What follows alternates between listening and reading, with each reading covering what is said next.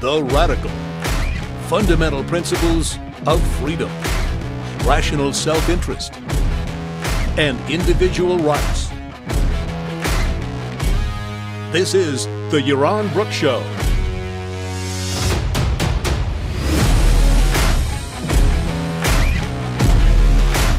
All right, welcome everybody, and welcome to those who are listening live during Thanksgiving. So I hope this is just a short respite before you go back to celebrating Thanksgiving, getting a good sized meal, and don't forget the pre-Black Friday shopping that I know everybody is engaged in, or you should be. Some great deals out there. So it's great to be back. I've been away, I don't know, like 3 weeks. I haven't done a show. It's one of the longest stretches that I haven't done a show. So I apologize for those of you suffering from the Yaron Brook Show withdrawal symptoms. Hopefully they're not too harsh, and that we can recover here quickly because, we'll get on a roll here. And as we get into December, we'll be doing lots and lots of shows because I'll be home. So I apologize for the long silence. I was traveling. And I thought I would do some shows from while I traveled, but I'm getting old. It's too exhausting at the end of the day, and it was just too busy. Everything was just too busy. But I released some good videos for you guys. So you had the 4 debates with David Pacman. They got released while I was gone, and I know a lot of you watched it. They got huge amounts of views, and we got a lot of new subscribers as a consequence of those debates. So hopefully you guys enjoyed them. And then we released a bunch of new talks that have done pretty well, and some interviews with Gloria Alvarez, and just yesterday I released a video I did in London with Vidu, who is, quite good, and the interview is really good. So I encourage you all to watch the interview. It's long; it's like an hour and a half, and we get into lots of topics and lots of issues. I think I released that yesterday morning or something like that. So you've had a lot of content, new content from me. While I was gone, so I didn't leave you bored completely. But now I'm back, and we're ready to roll, and we're ready to get back into things. But I don't want to jump into like politics or anything like that, or events of the day, or what's going on in the world. Because you know what? Today is Thanksgiving, so happy Thanksgiving to everybody. And Thanksgiving is one of my 2 favorite holidays, the other one being Christmas. And Thanksgiving in particular is a favorite because it is so significantly secular, and because foods play such a big role in it, and because at the end of the day, Thanksgiving is about the celebration of, the most important activity in my life, and the most activity that I benefit from, that everybody out there does, and it is a celebration of production. It is a celebration of the bringing into reality all the things that make human life possible, that make human flourishing possible, that make human success possible. So it is a great time, and that's really what I want to talk about today. Talk about what is Thanksgiving, and what does it mean to give thanks, and to whom one should give thanks, and what's the relationship between that and justice and egoism. And I wanted to read you a quote from Ayn Rand, which is from the Ayn Rand letter. I don't know what year it is. It doesn't say here what year she published it, but I think this is in the 70s, from the 1970s, where she writes about Thanksgiving. And she writes, and this is great. This is typical Ayn Rand, and it's perfect, and it's spot on. But Ayn Rand writes, Thanksgiving is a typically American holiday, American italicized to emphasize, American holiday. In spite of its religious form, giving thanks to God for a good harvest, we'll get back to that, its essential secular meaning is a celebration of successful production. It's a producer's holiday.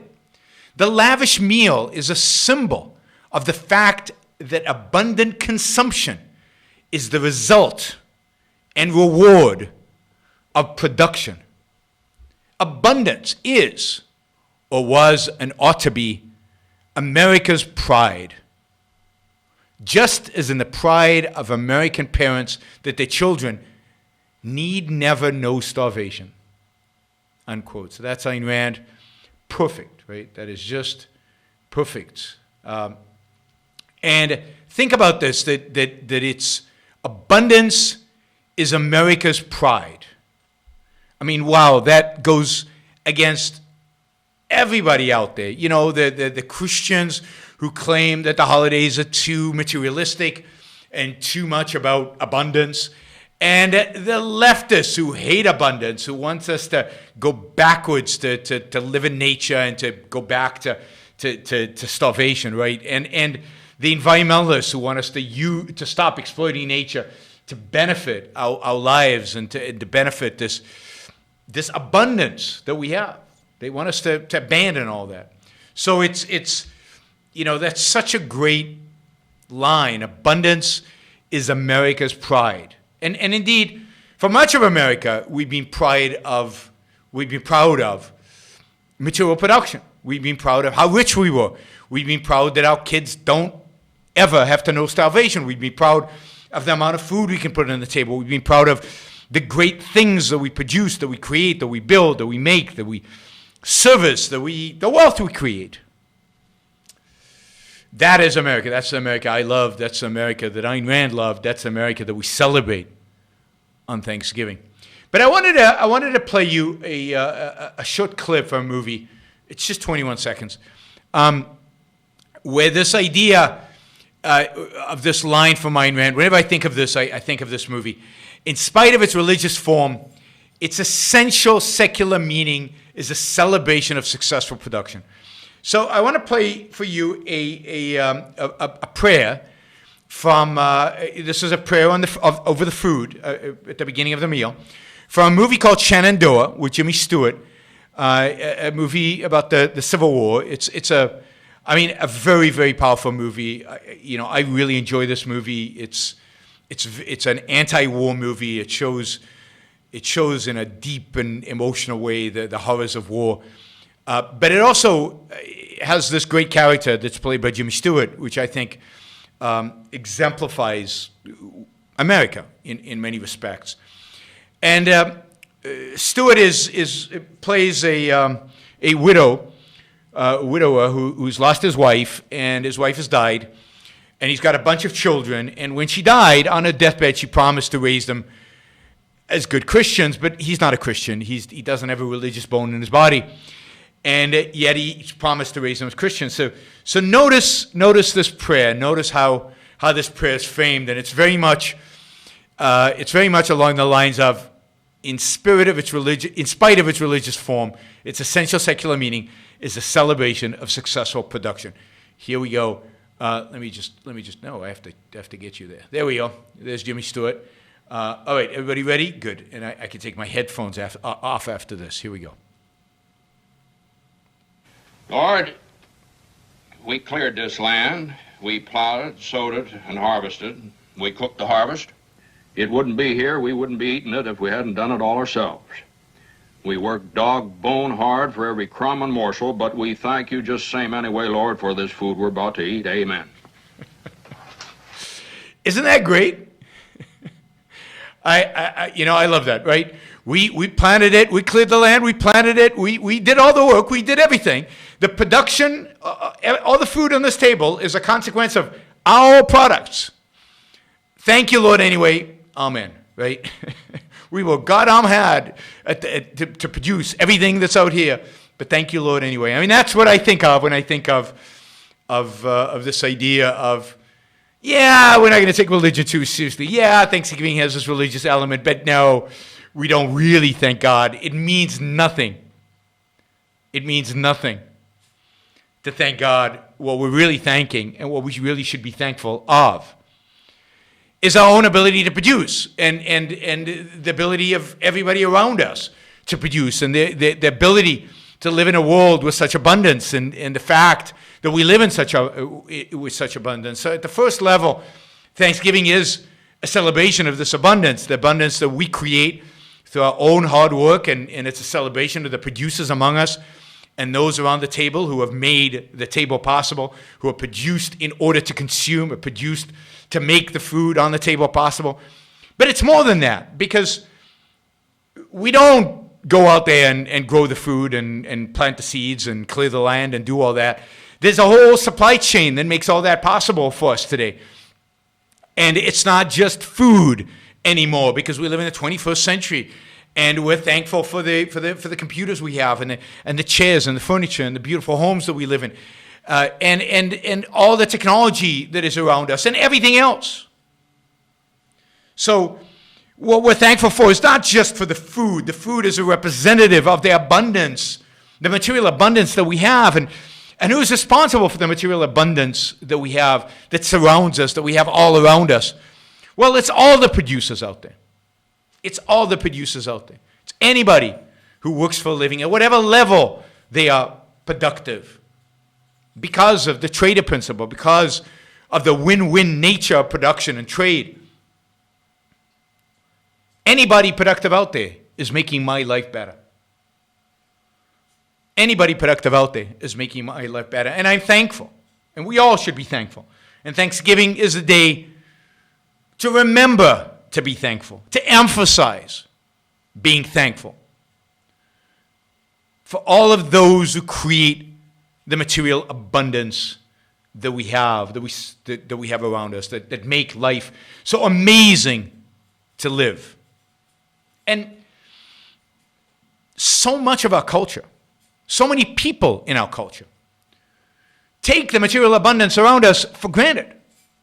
They have no clue where it comes from. They won't consider, they won't think, they won't engage, they won't focus, and they don't care where it comes from. So they have no appreciation for the great producers, the great businessmen, and the system of free markets, the system of capitalism, to whatever extent it's practiced today, that makes the abundance possible. They just accept it. It's here. Oh, but some people have more of it. And some people have less of it. And the single-minded focus that people have on who has what, not on who produced what, not on who created what, not on who made what, but on who has what, who had distributed to them what. As if the what, the stuff, the material values just pop out of the earth with no effort, no thought.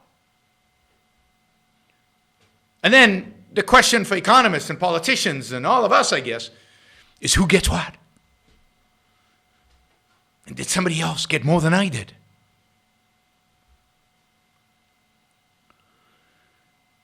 I mean, the idea that is so common out there that production just happens. Production just is. And all economics and all politics is about is divvying up the goodies. Oh, what's interesting. What we should be thankful for, what we should be thankful to, is production and the producers. There is no production without producers. Production comes from the human mind. So to have all the material wealth means that we have great thinkers, great doers, great entrepreneurs, great businessmen, great engineers, and just great workers. People who just go out and do stuff and take care of themselves and take care of the people around them and take care of their loved ones and trade and thus make all of our lives better. So to all of you who produce, who create, who build, who make, whether you're billionaires or whether you're just starting out in life at some lowly job, but you are doing the best that you can to make that job the best that it can be. To all of you, thank you. Thank you for making my life better. Thank you for making this world better. Thank you for the material abundance all of you create. Thank you for the products and goods and services and stuff that I consume every day. Because without you, the producers, I would have none of it. And the more you produce, the more you benefit in my life, the bigger the thank you. So in this day of age, I'll do the politically incorrect thing. And in particular, emphasize thanking the billionaires. Billionaires of the world, not that you're looking for my thanks, but I'm not doing it for you. I'm not thanking you for you. I'm thanking you for me. Thank you. Thank you for creating the material world in which we live. Thank you for making my life, pretty cool. I'm streaming this live. I've got these massive 2 monitors in front of me. I've got all these services from Facebook to YouTube, evil YouTube, evil Facebook, that are amazing, and they're right in front of me. Thank you for creating those and producing them. I've got the internet where I can quote Ayn Rand on Thanksgiving because it's right here in front of me instantaneously at my fingertips. I've got an iPad sitting on my desk, a microphone, a Sony camera. Ooh, those Japanese, right? I don't know if that's allowed. An Apple, Mac Pro. One of those old Mac Pros. Life is good. And this is really, really, really cool. And it's all made possible by you, or those of you among those who are listening that are actual producers that actually go and make stuff. So, Thanksgiving is about thanking, giving thanks. Giving thanks more than anyone else to those who produce, those who create, because it is a holiday of producers, a celebration of production. But I think it's more than that, because it is about giving thanks. And it's not just to give thanks to your own good fortunes, because I don't think of these things as good fortunes. It's not an issue of good fortunes. It's what you've made of your life. But it's giving thanks to those who've made your life good. Giving thanks is an act of justice. Now, Ryan asks a question here on Super Chat. Is there any reason to give thanks for one's good fortune if there's no God? Who do we thank for the fact that we got to be born in a free country? Well, I don't give thanks to that because I consider that a complete accident. There's nobody to give thanks to, as you say. And I don't think of giving thanks to one's good fortune. I think one should give thanks in 2 dimensions. One should give thanks to oneself, to the extent you have determined your own fortune, to the extent that you have made and built and shaped your own life, to the extent that you have made and built and shaped your own character, to the extent that you have made the food that's on the table, produced the stuff that you consume, but also to the extent that you're responsible for who you are and the place that you're at. So Thanksgiving, as I think the whole holiday season, is a great time to contemplate what you've done in your life. What are your successes? Where you've come from? Where you're going? How you're doing? What is your responsibility? What is luck? How much of what's good about your life is luck? I mean, in a sense, very little. Because even if stuff happens, it's still up to you to take advantage of it or not. So, what's really crucial here is to thank yourself in the sense of recognize your own values and your own virtues. Recognize what you have done to get you to this hopefully positive place in your life, to this big meal in front of you. What have you done to make that possible? Or if you're beginning in life, if you're young, what are you doing? What are you doing to make it possible? To move yourself forward? And it's called pride. And pride is important. It's about being morally ambitious. It's about being ambitious with your life, with your spiritual values, and with your material values. It's about being ambitious and taking credit for your own success in that ambition. And it's how you attain self-esteem. And self-esteem is a value. And one of the ways you achieve the value of self-esteem is by recognizing your achievements, by recognizing how you're doing, by recognizing the path you're on, by recognizing and by thanking, by patting yourself on the shoulder for your success in getting where you are. I mean, this is what egoism requires. To do stuff and just not recognize your own goodness. I'm not talking about boasting. I'm not talking about talking to other people about it. That's irrelevant. It doesn't mean anything, and you shouldn't do it. I'm talking about, in your own mind, patting yourself on the shoulder. I've done good. I produced. I built a life. I put this food on the table. This is good. I belong in this world. And you got to practice doing that. When you achieve something, recognize the achievement. We're very good at self-criticism. We're very good at putting ourselves down. We'll talk about other people in a minute. We're very good at putting ourselves down. But it's crucial. It's crucial.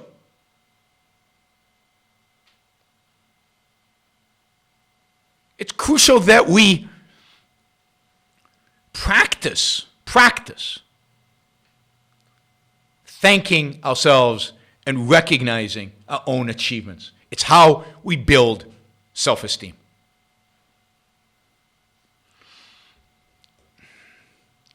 Thanking God is like thanking the void. It's like thanking nothingness. It's like thanking the causeless. It's like thanking luck. It's like thanking fate. And what's the point? There's nothing there. It's out of your control. What you need to be thankful of is first and foremost what's in your control.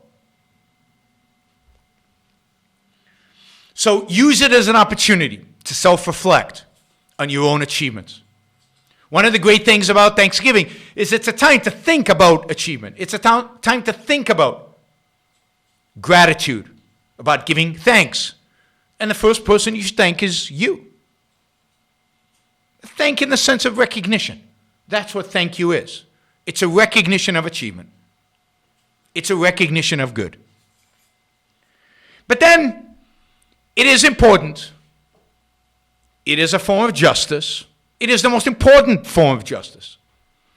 Is to look to others who have contributed to your life, who are good for your life, materially, but most importantly, spiritually, and give thanks to them.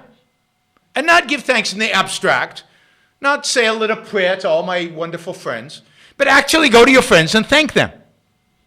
Thank you for all the wonderful values you make possible for me. Thank you for all that you do, for who you are, that make my life better. Justice is an egoistic virtue. It is an act. It is the act of judging.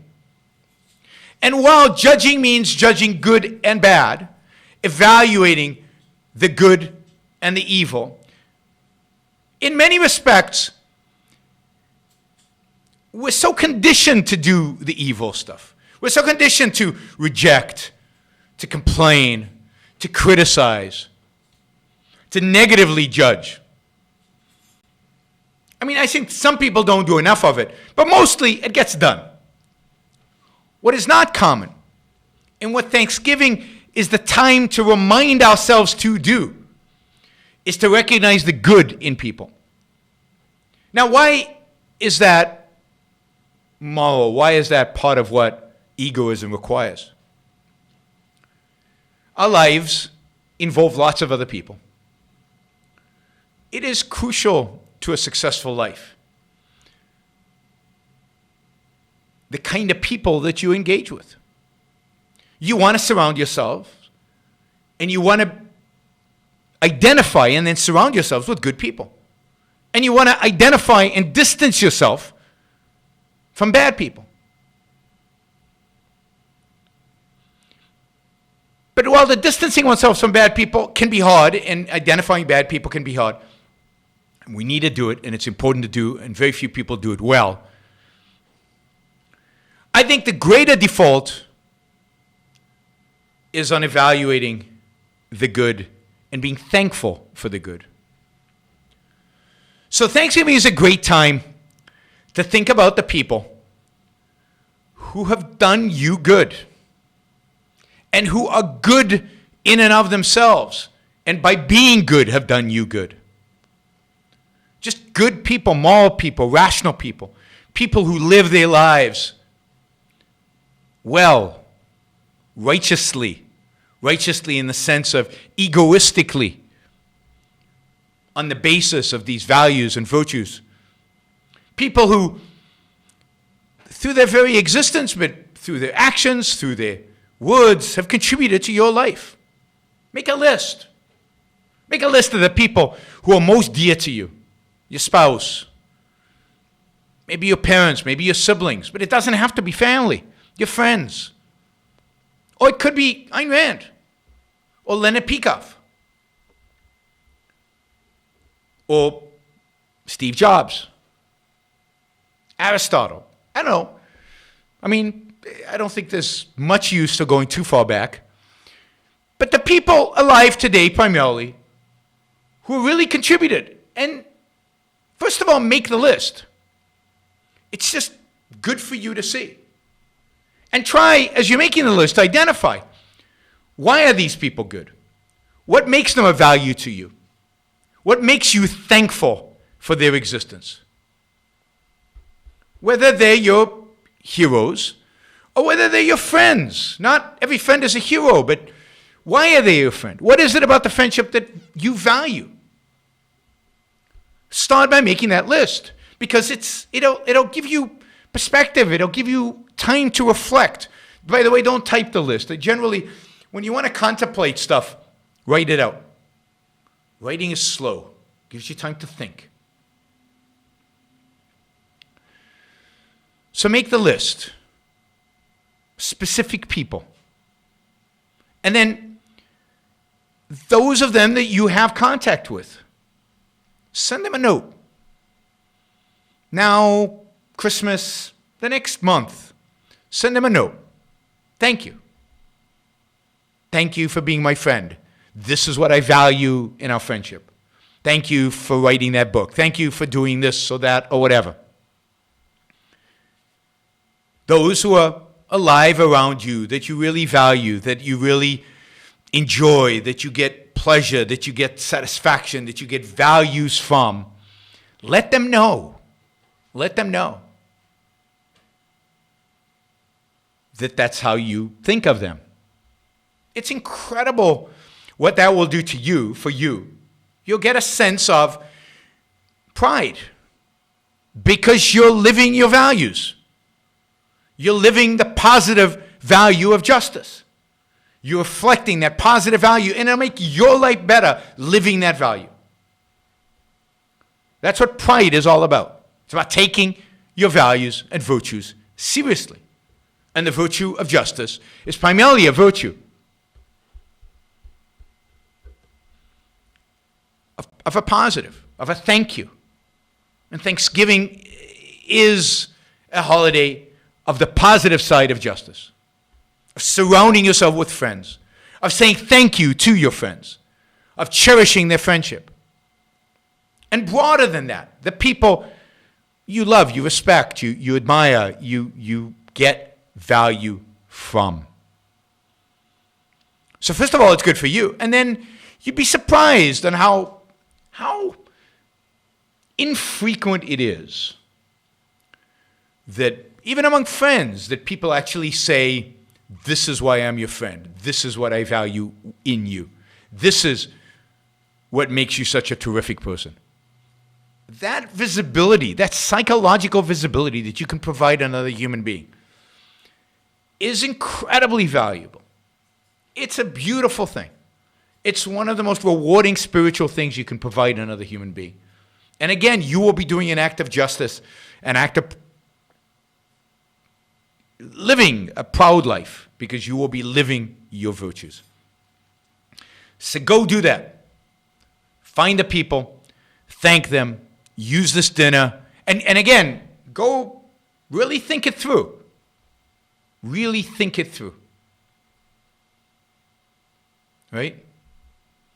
Think through, who are these people? Who's important to you?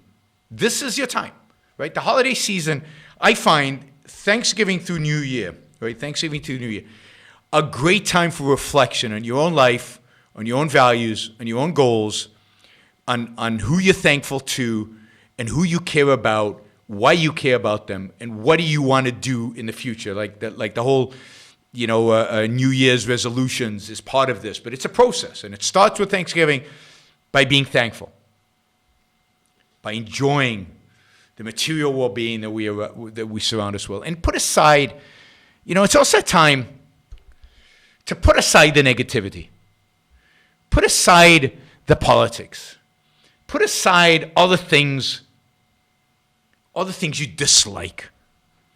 Focus on your values. Focus on the beautiful things. Focus on the lights and the Christmas tree and the beautiful meal in front of you and the great people surrounding you.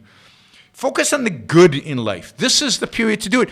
And one of the great things about justice, if you do it, practice it consistently, continuously, for the positive.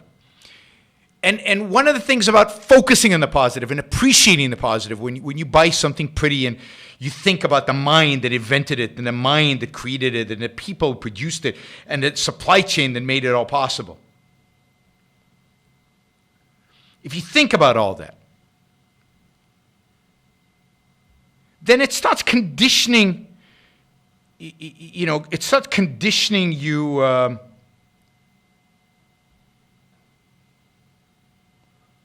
conditioning your thoughts, conditioning the way you think about the world, conditioning the way you look at the world. Because, and it'll make you a more positive person. It'll get you out of this rut that I see so many people around me that are filled with fear, filled with hatred, filled with negativity. The whole focus in life is about, those bad guys, The world is coming to an end. The left, we have to kill the left. The left is going to destroy America. The Muslims are coming. Oh my God, let's hide. And that becomes their whole focus. That becomes their whole essence of their life. And if you sometimes find yourself in that mode, and I sometimes find myself in that mode, then the way to get out of it is to refocus your mind. Focus your mind on the positive. Think about positive things, not in a superficial think positive way, but really think about positive things. Think about positive people. Think about positive values. Think about things that really shape your life in a positive way. Life is all about valuing and pursuing those values. So think about your values. And many of those values could be people. So be positive in a sense of train your mind to think about the good, because there's so much good out there. Life is so amazing in the world in which we live. And there's so many amazing people, in spite of their politics. In spite of their politics, they can be amazing people. We become so single-minded in a sense of only judging people based on whether they're Democrats or Republicans.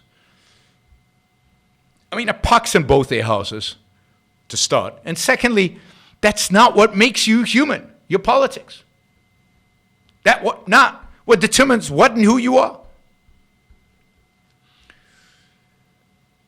So be just, be thankful, because it's the egoistic thing to do. Be just, be thankful, because it'll make your life better, because it's the selfish thing to do, because it'll condition, in a sense you condition, in your conscious thoughts, you condition how your subconscious will deal with reality, how you'll integrate, what integrations you'll make and what you won't make. And if you continuously obsess on the negative, that's what your consciousness will feed you. That's what you'll see. That's what you'll focus on. That's what you'll gravitate towards. And in the world today, we have to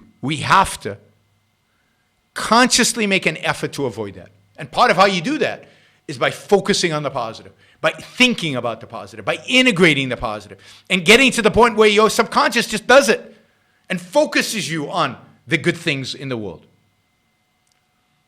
So again, Thanksgiving is a great time to practice this. It is a holiday of justice. It is a holiday of production.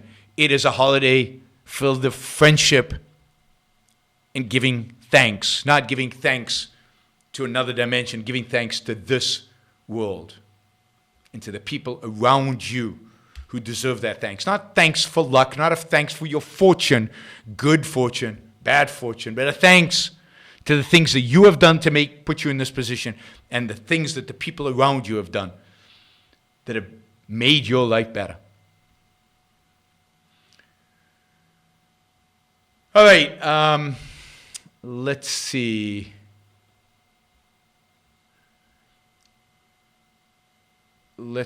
So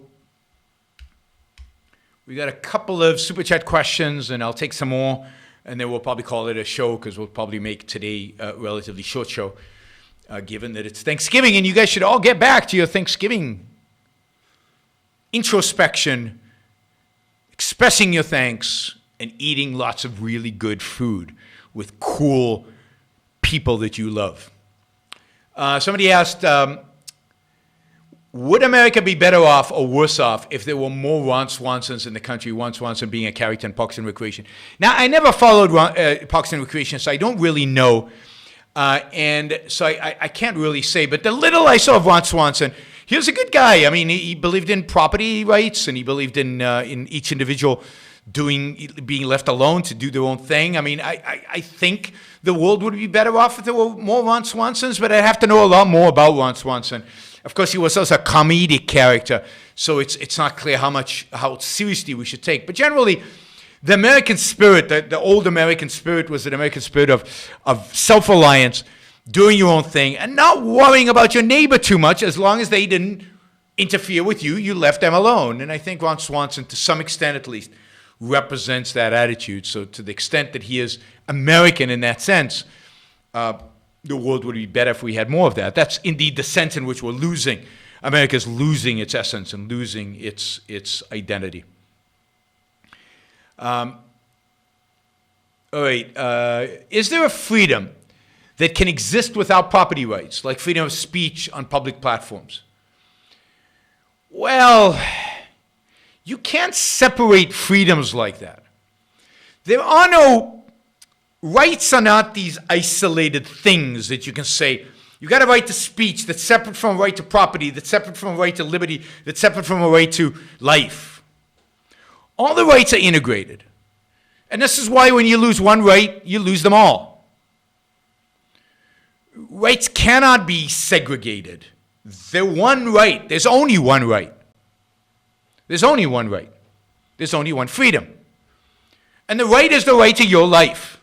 Which means the freedom to live your life based on your values in pursuit of your happiness, free of coercion.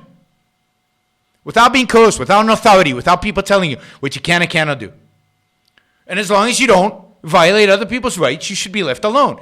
But the right is to live a good life, to live a rational life, to live a life in pursuit of happiness, to pursuit of rational values. And that involves property, because you cannot live, you cannot survive, you cannot thrive, you cannot live as a human being without benefiting from your own production, from the fruits of your own labor, but productiveness from your own thinking.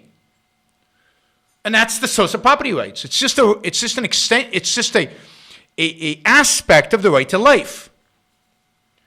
Now, freedom of speech is, in a sense, the right to think and express those thoughts.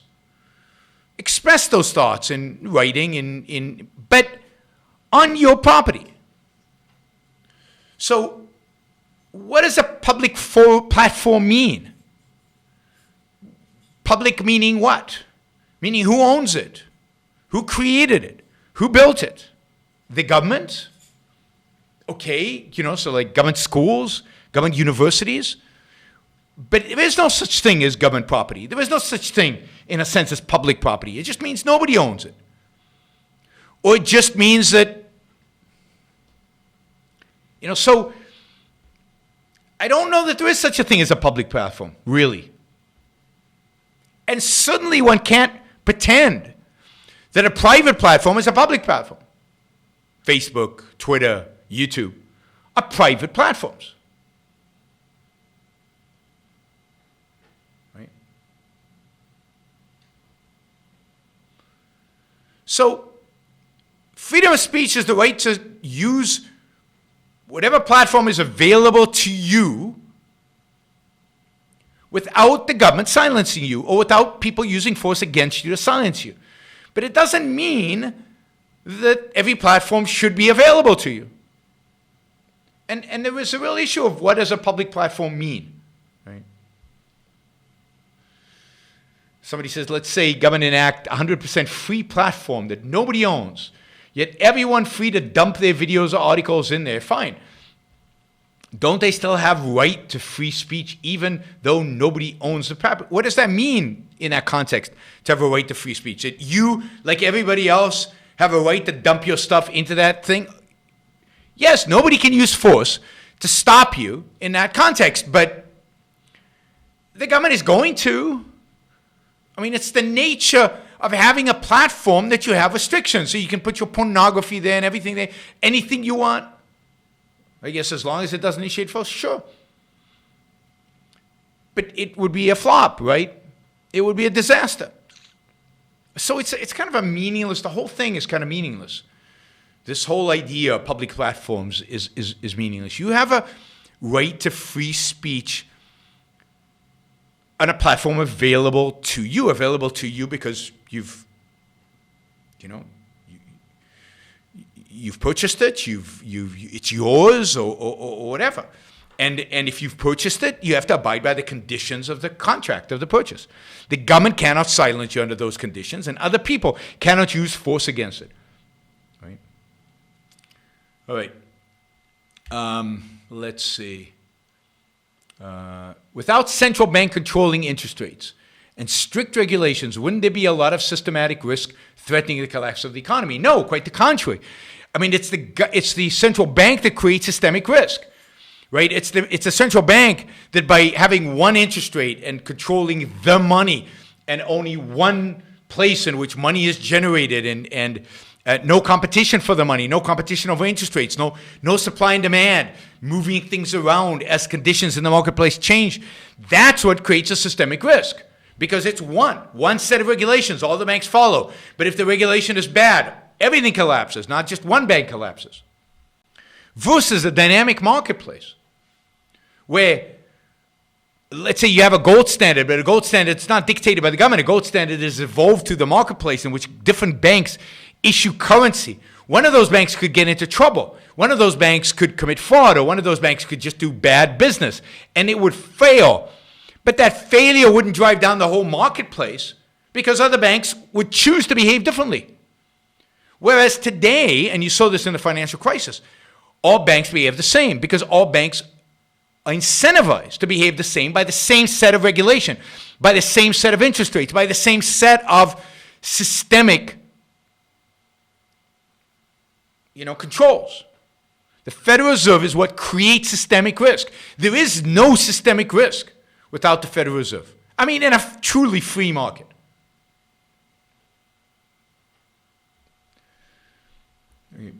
Brandon writes, I was hitting it off with a girl on Tinder. Not sure what hitting it off means, but then I told her I just finished Atlas Shrugged, and she immediately unmatched me. I thought that was pretty funny. Have a great Thanksgiving. Yes, I mean, it's not surprising. You were reading basically the devil's book, right? I mean, the worst book possible, and for many people out there. And so many people have become so intolerant. I mean, think about it in reverse, right? So let's say you're an objector. You finished Atlas Shrugged. You're reading Ayn Rand. You're doing this, and you're on Tinder, and you're talking to a girl, and she declares that she's in the midst of reading the Communist Manifesto, and she's loving it. It's really cool. I mean, would you not unmatch her? So it's completely rational and reasonable for somebody who doesn't share your values, and your values are reflected by Atlas Shrugged, particularly if you said you liked the book, to say, oh my God, this person is not who I thought they were. They actually have the opposite values of what I believe they did, and therefore I'm unmatching them. I guess that's what you do on Tinder. I have no idea. So yeah, I mean, it doesn't surprise me. It doesn't surprise me. But, there was I don't know if you ever saw Curb Your Enthusiasm, the show from the, creator of Seinfeld. I forget his name now. But Curb Your Enthusiasm, and there was an episode where there was a season where his wife basically allows him to have sex with another woman once. And the whole season he's looking for somebody to have sex with. And he finally finds somebody, and she's an actress, I think, and they're in a trailer, and they're making out, and he's about, it was Larry David, right? And he's about to have this dream realized, right? He's about to have the sex with another woman, and he glimpses in the corner of his eye, he glimpses a picture of Ronald Reagan, I think. And it's like, I can't have sex with a Republican. That's ridiculous. It's impossible to have sex with a Republican. And he stops and he walks away from, this is gorgeous woman, dream come true, but he can't have sex with a Republican, right? So, but there's a sense in which that's true. Now, I think in that case, it's too much tied with politics, too much tied with the value. Your values are too tied to the politics. But Atlas Shrugged, it would be true. Or if a girl told you online that she was reading Mein Kampf, or if a girl told you online she was reading the Communist Manifesto and liked the books, you would walk away. Unless you were really invested in the relationship and you wanted to talk them out of it. So, it's, values matter. Values matter. And I'm hoping, if you listen to my show, that the political values are not your most important ones. That you have political values and they're important, but they're not the most important ones. And also that, you're open to convincing people that that they're wrong. But you have to know when to cut your losses and just say, I'm not dealing with this person. Here's a question. When socialists were consequent, they must control 100% the dating, marriage, sex relationship market due to inequality. Is this true? I don't understand the question. I'm sorry. When socialists were consequent, seems like a typo. They must control 100% the dating, marriage, sex relationship market. No, I think the dating, relationship, sex market, relationship market is actually, the right is much more likely to want to control that than the left. The right is much more interested in controlling your spiritual values than the left, or at least traditionally has. Now they both want to control everything. But, Ayn Rand wrote about this, that the left wants to control your boardroom, business, and your right wants to control the bedroom, your social, your spiritual values. And that's because the left thinks the material values are what's important, and therefore wants to control that, and spiritual values, who cares? So they let you have that free. And the right thinks that spiritual values are important, and that material values, who cares? You can have that for free, so they want to control your spiritual values. And I think if you think about dating, marriage, sex, relationship, the right is much more interested in controlling that than the left is. Religion wants to control sex, marriage, relationships. They want to have everything to say about that. So, think about the whole debate about gay marriage or even gay relationships. And it's religion that's opposed. As America's influence wanes, do you expect more violence in Europe? In other words, will Europe revert to its history of tribal warfare? I suspect that the answer is yes. It's going to take a long time because there's a strong anti-war sense built up in Europe, and there's a strong pacifistic trend going on in Europe. But as the influence in the United States wanes, as the influence, more importantly, of the Enlightenment generally wanes. It's the Enlightenment that has brought peace to Europe, not just America. And America, because America is the country of the Enlightenment, the only country in the history that's really based on the Enlightenment ideas. As all the Enlightenment wanes, then yes, I expect more strife, more war, more conflict in Europe and elsewhere. Or just, given their passivity, maybe just, more succumbing to a centralized power and just allowing that to happen non-violently because they'll become so passive. It's hard to tell exactly how this would evolve, but nothing good will come from rejecting Enlightenment values. In the end, I do think that what wins when you reject reason and individualism is tribalism. And tribalism, as Ayn Rand writes in The Root of War, which is one of her greatest essays, The Roots of War, where she describes the relationship between war and collectivism. Tribalism is a form of collectivism, maybe among the most primitive forms of collectivism. Collectivism and tribalism always lead to war. So yes, I would expect much more violence, much more war, much more strife as a consequence. But, I don't want to end the Thanksgiving show on a negative. Ask me something that I can be positive about. Positive. Hegelianism is on the rise. I don't want that. Like, give me a positive, right? Should I play the Jimmy Stewart clip again, just to put you in the mood? All right, we're going to end with this, right? Today's the day. Today is Thanksgiving. Go have a great meal. Hopefully you're together with friends. You're together with family you love, not family that you're there out of a sense of duty, but family that you care about, family that you love, family you want to hang around with. And send a few emails out there. Spend an hour. Send a few emails out to people you like, people you admire, people you respect, people who are valued to you, and just say thank you to them. Your friends, the people that make you happy. And enjoy your meal today. Enjoy the fact that you've made money to put food on the table. Or if you invited guests somewhere else, enjoy the fact that they've made money to put food on the table, and that you have friends and family that can do that.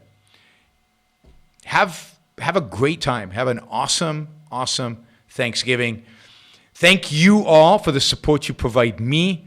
Thank you all for making these shows possible and for showing your support of my efforts to be productive here. Thank you all for living these values and showing that it's possible, and producing and creating and building and making my world and making any rational person's world, better than any alternative that exists out there today. And let's all continue fighting for an even better world that we all know is clearly possible. So from a great Thanksgiving in Puerto Rico, where the weather has been amazing today, like 85 degrees, sunshine, and relative to Puerto Rico, low humidity, I'm off to a great restaurant with friends, with my wife, to celebrate Thanksgiving. I hope you are surrounded by as equally amazing friends. Go have a good time. Have a great Thanksgiving. I will probably be on again on Saturday. I'll talk to you then. Bye, everybody. Have fun.